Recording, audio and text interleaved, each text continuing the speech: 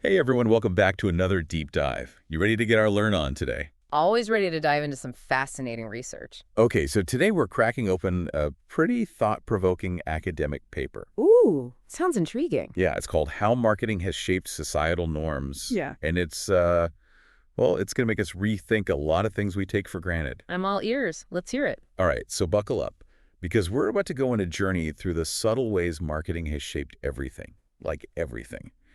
From gender roles to beauty standards, holiday traditions, even the American dream. That's a pretty wide range. I mean, how does marketing affect stuff like the American dream? Well, you'd be surprised. It's all connected.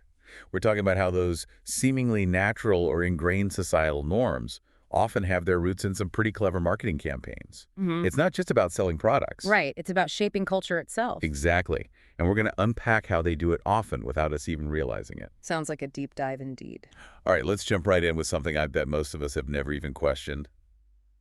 Gender roles. Okay, shoot. Think about it. Why do we automatically dress baby girls in pink and boys in blue? It does seem kind of instinctual, doesn't it? Like it's just natural. Right. But get this.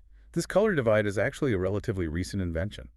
Wait, really? I always thought pink was for girls, like always. Well, before the 1940s, baby clothes were mostly gender neutral, often just practical whites that could be easily bleached. Huh. So, if my grandma, who insisted pink was for girls, is wrong, what happened? When did it change? So the shift towards pink for girls and blue for boys really took off in the mid-20th century. And you guessed it, marketing played a big role. I was about to say it has to be marketing. Right, so post-World War II, there was a huge economic boom. And retailers were like, let's capitalize on this. Makes sense. I mean, more money means more spending. Exactly. But instead of just selling more baby clothes in general, they realized they could basically double their market How so? by pushing gender-specific consumption. Ah, I see. So instead of passing clothes down between siblings, now families needed to buy new items, specifically for their pink daughter and their blue son. Bingo. It was marketing genius. Really? It's kind of unsettling when you think about it. Like a tradition that feels so deeply rooted is really just about selling more baby clothes. I know, right? It's both fascinating and a little disturbing. So what other examples of this kind of gendered marketing are there? Think about toys. It's everywhere. Action figures and construction sets for boys, dolls, and play kitchens for girls. It's like they're shaping children's interests and aspirations from a young age. Yeah, it's pretty powerful stuff. And it doesn't stop in childhood either. You're saying this continues into adulthood? Absolutely. Yeah. Think about the beauty industry. Makeup and skincare, for example. Historically, those were used by both genders. Really? I didn't know that. Yeah, ancient Egyptians, Romans, even men in the 18th century wore makeup. Huh.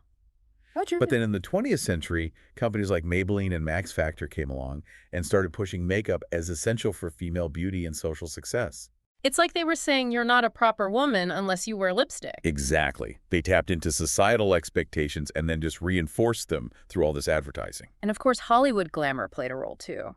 Think about iconic figures like Marilyn Monroe. That image was used to sell the idea that makeup was key to femininity and allure. Absolutely. But now we're seeing a shift back towards men using grooming products. Yeah, it's interesting how that's become more acceptable. So is marketing finally changing its tune? Have they decided men can wear makeup too? It's more nuanced than that. What we're seeing is a rebranding rather than a complete reversal. What do you mean? Instead of calling it makeup, it's men's grooming with masculine packaging and language. That way they avoid anything remotely feminine. Ah, clever. So they're tapping into a new market without alienating their existing customer base. Exactly. It's marketing adapting to evolving social norms while still aiming to sell products. It's like they realized there's a whole untapped market for men's cosmetics, but they had to reframe the message. Precisely. And it's not just the language that's changing. Think about those ads from the mid-20th century. Oh yeah, the ones with the smiling housewives and the men in suits. They often depicted women solely as homemakers, confined to the domestic sphere, while men were the breadwinners out there achieving great things. It's crazy how much advertising has changed over the decades, at least on the surface. It has. And those old ads really highlight how marketing both reflects and perpetuates the values of its time. Those slogans, though, like, the chef does everything but cook, that's what wives are for, or show her it's a man's world to sell ties. I mean, those are hilarious now. Hilarious, but also kind of disturbing when you think about the message they were sending. For sure. But thankfully, things have moved on, at least a bit. Today, we see campaigns like Dove's Real Beauty or Axe's Find Your Magic Right. to seem to be trying to be more inclusive and challenge those old stereotypes. It's definitely a shift, and it reflects a growing awareness that consumers are demanding more authenticity and diversity from brands. They're calling out those outdated gender stereotypes and expecting companies to reflect the realities of modern society. Yeah. It's encouraging to see that marketing can at times be a force for positive change, even if it's ultimately driven by profits. Agreed. But let's move on to another fascinating area where marketing has exerted its influence. Consumer habits. Okay, I'm ready. What have you got? Are you ready to hear about diamonds? Diamonds. Oh boy. Always a sparkly topic. It's a classic example of marketing brilliance. This is the tale of how a luxury item was transformed into a cultural necessity. Wait, so you're saying diamond engagement rings weren't always the norm? You got it. Yeah. Before the 20th century, they were a luxury item, not a symbol of everlasting love like they are today. Really? It's hard to imagine a world where a diamond ring isn't a near requirement for a marriage proposal. Right. And that's where De Beers, the diamond company, comes in.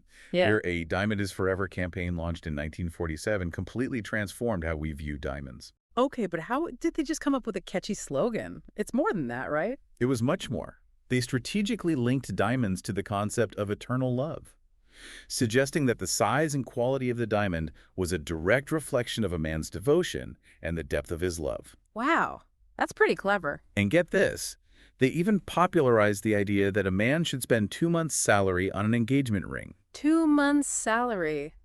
Seriously, is that like a real thing, or do they just make that up? It was a marketing creation, pure and simple.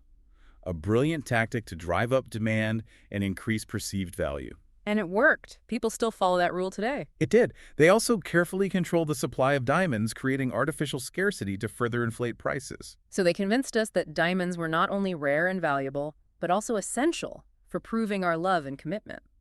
That's kind of manipulative, don't you think? It's a powerful demonstration of how marketing can shape not just our buying habits, but our cultural values and expectations. Especially around something as emotionally charged as love and marriage. Exactly. It makes you wonder what other traditions or cultural norms might have their roots in clever marketing. Right. Like we just accept them as part of life. But maybe they're not so natural after all. Maybe not. Let's shift gears from romance to something a bit more mundane, but equally fascinating. Breakfast. What do you usually have in the mornings? Well, honestly, it's usually a bowl of cereal. Quick and easy, I can eat it on the go. Plus, I always thought it was healthy. And that right there is a perfect example of how marketing has shaped what we consider a normal breakfast. A seemingly harmless choice with a fascinating history. Really? What did people eat before cereal took over the world? Were pancakes always a thing?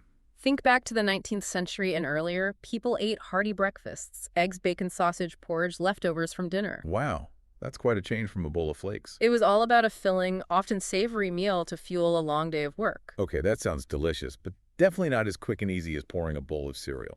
I can see how modern life might have led to the shift, but where does marketing come in? That's where cereal companies like Kellogg's and Post saw their opportunity. They started marketing cereal as a healthy, modern, and convenient alternative to those heavier, more traditional breakfasts. Interesting. So were they saying our grandparents' breakfasts were bad for them? They emphasized the idea that greasy, heavy food would make you sluggish and unproductive, while cereal was light, nutritious, and provided sustained energy for a busy modern lifestyle. I see. And they were the ones who popularized the saying, breakfast is the most important meal of the day. Bingo! Another brilliant marketing tactic to boost sales. Clever. But is that even true? Is breakfast really the most important meal? Well, the concept that breakfast is important is generally accepted, but it was certainly heavily promoted by cereal companies to get people to buy their product. And let's be honest, their marketing was wildly successful. By the mid-20th century, cereal had become the breakfast of choice for millions, thanks to clever marketing and changing cultural norms. I guess that explains why I still reach for that box of cereal every morning, even though I sometimes crave something a little more substantial, like it's programmed into my brain. It really makes you wonder what other seemingly ingrained habits and preferences have been subtly shaped by marketing over the years. Right. We think we're making free choices, but maybe those choices aren't as free as we think. Food for thought indeed. And we'll explore even more examples of that in the next part of our deep dive. We'll uncover how marketing has shaped holiday traditions, influenced our perceptions of beauty, and even played a role in shaping the American dream. Stay tuned. All right, so let's shift gears now and explore how marketing has influenced our holiday traditions. You know, we've talked about how certain industries capitalize on holidays. Yeah. For sure. Like, stores are decked out in holiday decor way too early, and those ads for gifts and all that festive stuff, it's everywhere. But the influence goes even deeper than just pushing sales around Christmas or Valentine's Day. Really? How so? Well, let's take the image of Santa Claus, for example. That jolly, red-suited, white-bearded guy we all know and love, he wasn't always so standardized. Wait, are you saying Coca-Cola invented Santa? I've heard that, but is it true? Not exactly. The figure of Santa has been around for centuries. Okay, so he's been around, but he didn't always look like that. Right, he's drawn inspiration from figures like St. Nicholas and European folklore, but it was Coca-Cola's advertising in the 1930s that really solidified that modern image we see everywhere today. Interesting, so they gave him a makeover. But why would a beverage company care so much about Santa's image? Those iconic ads showing Santa sipping a Coke not only made their product part of the holiday tradition, but it also created this warm, familiar, and totally marketable image of Santa that people loved. Wow, so even our vision of Santa has been shaped by marketing. It's kind of mind-blowing. It shows how even something that feels so pure and nostalgic can be influenced by marketing. What other holiday traditions have been shaped this way? Well, we can't forget about Black Friday. You know how it's become this massive shopping event? Oh yeah, Black Friday. It's like a sport now. People camp out for deals. Yeah. It's crazy. It wasn't always a tradition, though. Retailers strategically turned it into the shopping event of the year. How did they do that?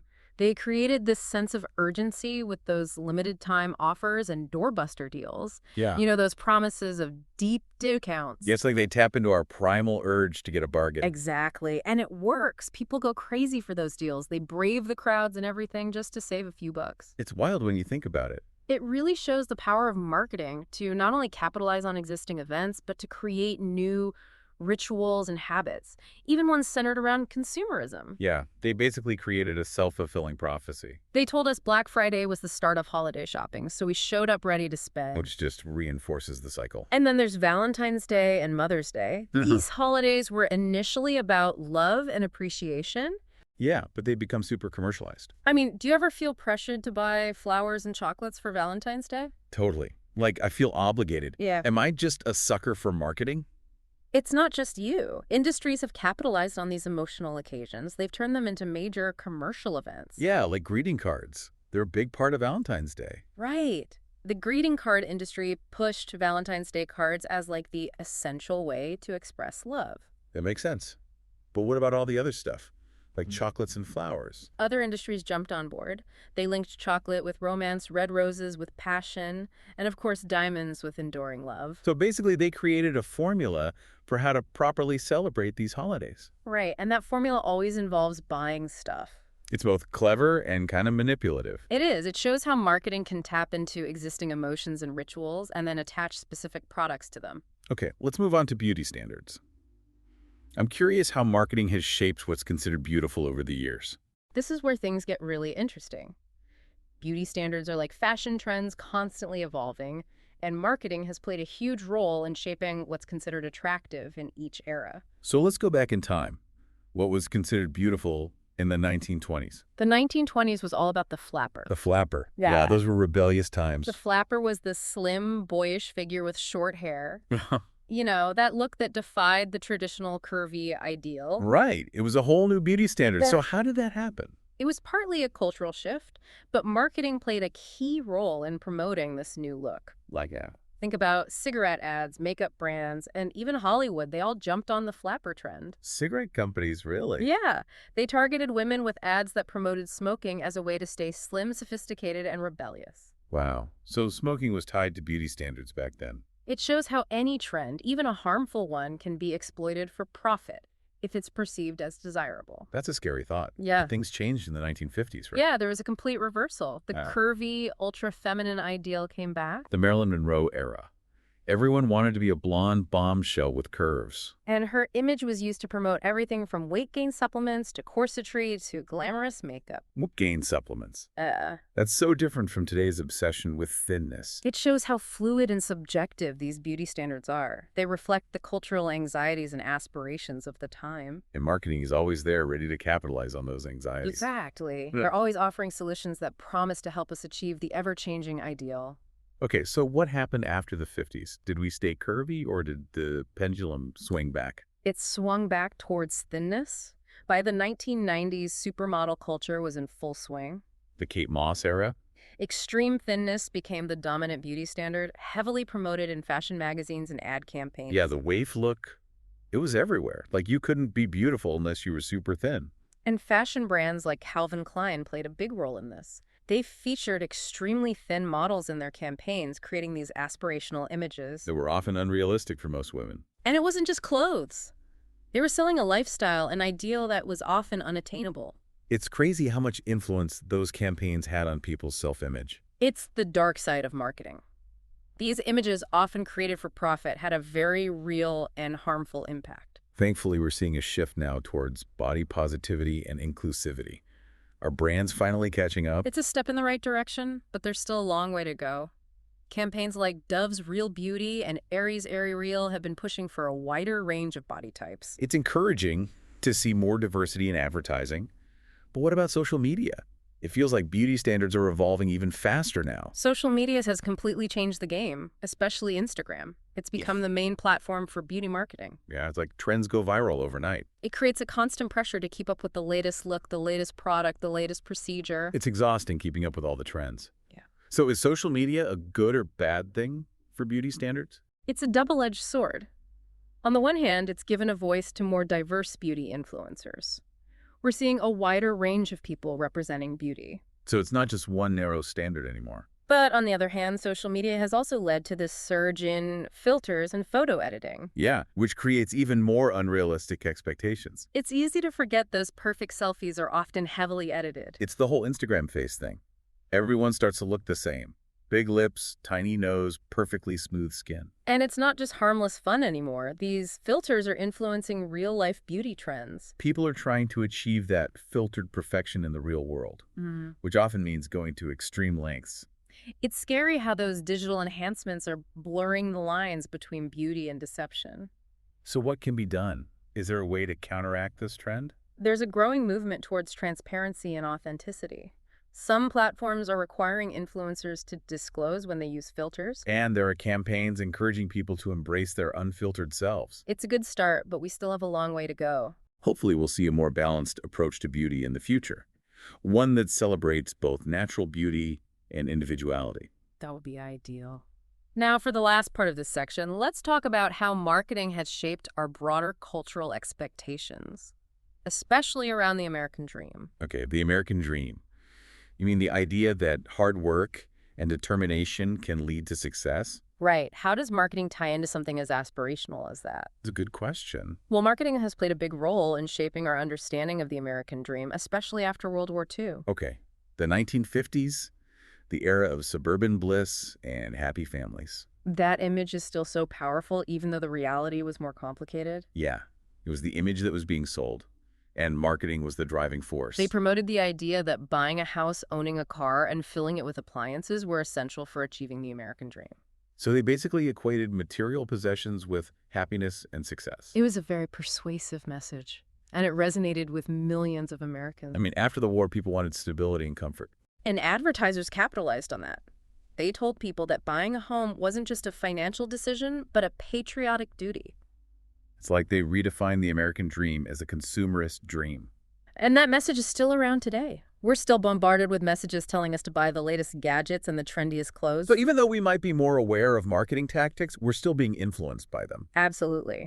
And that's why it's important to be critical consumers and examine how marketing shapes our values and desires.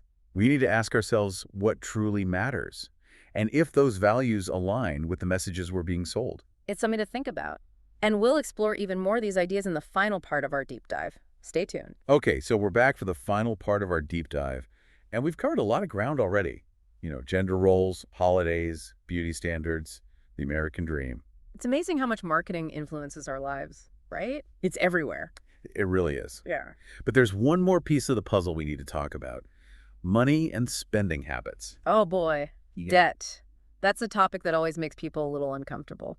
Right. It's not exactly the most fun thing to think about, but it's a huge part of modern life, and I'm curious about how we got here. Yeah, like, was debt always this normal? Right. Was it always part of the American dream? Well, it's not a new concept. But how we view debt and how we interact with it has definitely changed over time. And I'm guessing marketing played a role. You bet. Before the 1950s, most people operated on a cash-based economy. You know, if you couldn't afford something, you saved up for it. It sounds simpler. It was, but then credit cards came along. And everything changed. And marketing saw an opportunity and they pounced. So how did they sell this whole credit card thing? They marketed it as freedom, convenience, modern sophistication. I can see the appeal. Yeah. Buy now, worry about it later. Exactly. And slogans like "don't leave home without it" made it seem essential. Like you weren't a modern person if you didn't have a credit card. Right. And it shifted our focus from saving and budgeting to spending and instant gratification. But so basically they encouraged us to buy things we couldn't really afford. In a nutshell. And that's the risk, right? It's easy to overspend when you're not using cash. And that risk wasn't really emphasized in those early credit card ads. Nope.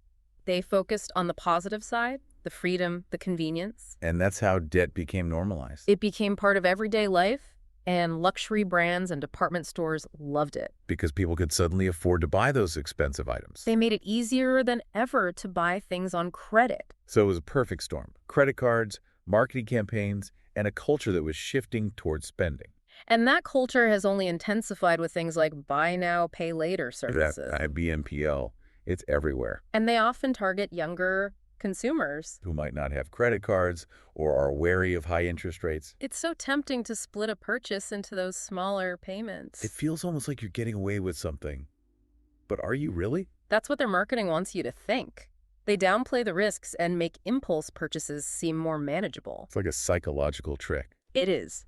They break down a large purchase into smaller chunks, so it doesn't feel like debt. It's both clever and a bit dangerous. Right, because it's easy to get caught in that cycle of debt. It's a good reminder to be mindful of our spending habits. And to question those easy payment options. Because they're not always as good as they seem. Okay, let's shift gears a bit and talk about how marketing has spread Western consumer culture globally. When I think of Western consumer culture, I think of fast food. Yeah, it's a prime example. McDonald's, Burger King, KFC, they're everywhere. You can't escape those golden arches. It's like a symbol of America. McDonald's has been incredibly successful at creating a global brand. But how did they do it? Was it just the food? It was more than that. They used a very strategic marketing approach. Like how? They targeted families with Happy Meals and play areas. Creating a fun and familiar atmosphere? And they localized their menus to appeal to different cultures. So the McArabia in the Middle East or the Makalu Tiki in India? They blended local flavors with their global brand identity. Smart. But what about the impact on people's diets? That's a valid concern. Fast food has contributed to a rise in unhealthy eating habits. It's not all sunshine and roses when it comes to globalization. Definitely not. Okay, let's move on to another aspect of Western consumer culture. Luxury brands.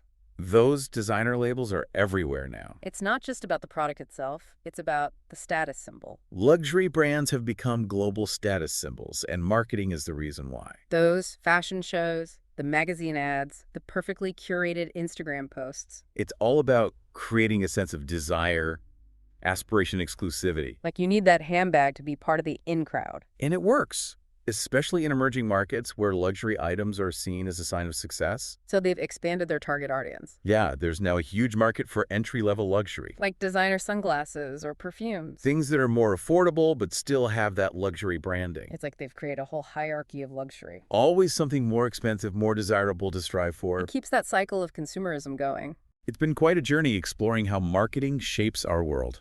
It's everywhere. From the clothes we wear to the way we think about money. So what's the takeaway?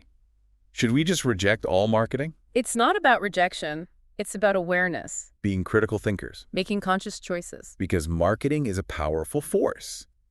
But we don't have to be controlled by it. Right. We can be more discerning consumers. We can ask questions, challenge assumptions. And we can choose to support brands that align with our values. We have more power than we realize. It's been an eye-opening conversation.